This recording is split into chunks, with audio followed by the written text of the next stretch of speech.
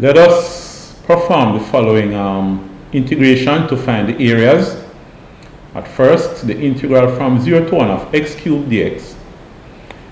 Secondly, the integral from -1 to 0 of x cubed dx. And then, integral from -1 to 1 of x cubed dx, and see what these will yield. Now, the integral from 0 to 1 of x cubed dx is going to be, remember when you integrate x cubed, you're going to get x to the 4th, you add 1 to the 3 to get 4th, which is the new power, and you divide by that new power 4. You have your square brackets, and you're going from 0 to 1. You don't need to add a constant of integration here because it will eventually subtract itself, because we're doing definite integration. We integrate the boundaries where we start at 0, and the other boundary where we end at 1. So it's definite integration.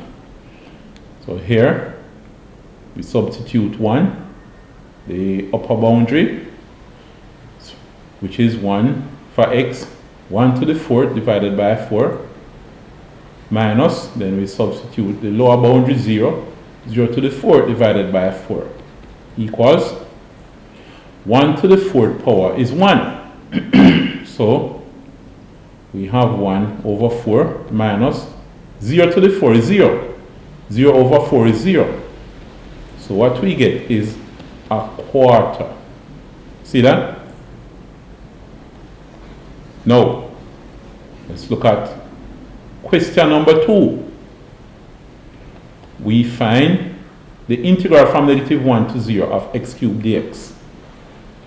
So what we have is x to the 4th over 4 from -1 to 0. Here, the upper boundary is 0, so we substitute 0 to the 4th over 4 minus, and we substitute -1 to the 4th over 4. That's equal to 0 to the 4th is 0. 0 divided by 4 is 0, that's 0, minus -1 to the 4th is +1. So it's a quarter. All right?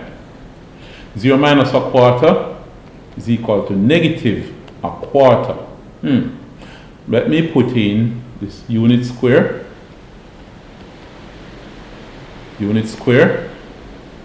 and we have -1/4 unit square.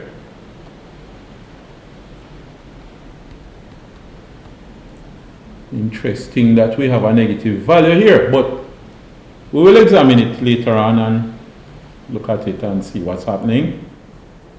So here now, we have the integral from -1 to 1 of x cubed dx.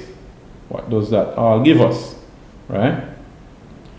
So we have x to the 4th over 4, just as before, because we're integrating x cubed, from -1 to 1, equals, we substitute the upper boundary 1, so it's 1 to the power of 4 over 4, minus, we substitute the lower boundary, -1 to the 4th over 4, equals 1 to the 4th is 1, so it's a quarter minus -1 to the 4th is 1, and it's a quarter, equals 0. Now, here, this is saying 0 unit square. So let us take a look at the graph and see what's going on. Suppose we have our x-axis and our y-axis. Then we say, what does the graph of y equals x cubed look like? Well, if you plot it, let me just do that again. All right, you will see that it looks somewhat like this, all right? Oh no, what happened here? Let me just refine this part somewhat like this. So here we have our -1, we have our 0, and we have our 1. Now here, integral from 0 to 1 is a quarter. So what it is saying is that this area under here is a quarter unit square. Then we're going from -1 to 0. So when we look at that, we see that this region right here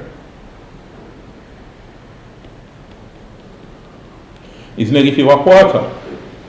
Why is it negative and this one positive? Well, you can see that when you integrate from 0 to 1, we have a positive value. It's positive here because it's above the x-axis. And this is a -1/4, -1/4 square units because it is below the x-axis, so that's why it's a negative. Then when we go straight across from -1 to 1, we get 0 because they cancel out. The -1/4 and the +1/4 cancel out each other. You get 0. Even though when you reason out this, the real area for it, when you go from -1 to 1, is really half. So the thing is, what the integration did was to say -1/4 plus 1/4 equals 0. But this area, since it's an area, you consider the modulus of that value. So we want the modulus of the quarter, so that instead of 0, we say the area is 1/4 plus 1/4, which is half. So going straight across from -1 to 1 is a half unit square, 2 times 1/4. All right? So the thing is, if you get an integral where the boundaries cross the 0, for example, from -1 to 1, or from -1 to 2, from -1 to 3, whatever it is, from -2 to 2, from -2 to some other value, as long as it goes across the 0, some part of it is on the left, some part of it is on the right, don't just integrate straight. What you need to do is integrate from the negative value to 0, write down the area, then you integrate from 0 to the positive value. So in this case, what you want to do is integrate from -2 to 0 of whatever it is, plus then integrate from 0 to 3 of f of x. Now, if it is just x to a positive value, power, like the previous video, when we integrated x squared, you know that it's not going to cancel out anything. No part of x squared falls below the x-axis. But if you're not sure, or if you know that part of it will fall below the x-axis, to play it safe, just go from the negative value, integrate, break up the function in 2 parts, from the negative value to 0, write down the area that you get as a positive value. Then integrate from 0 to the positive value and write down the area and add the 2 areas. Alright? So that's what you have for when you integrate going across from negative to positive boundaries.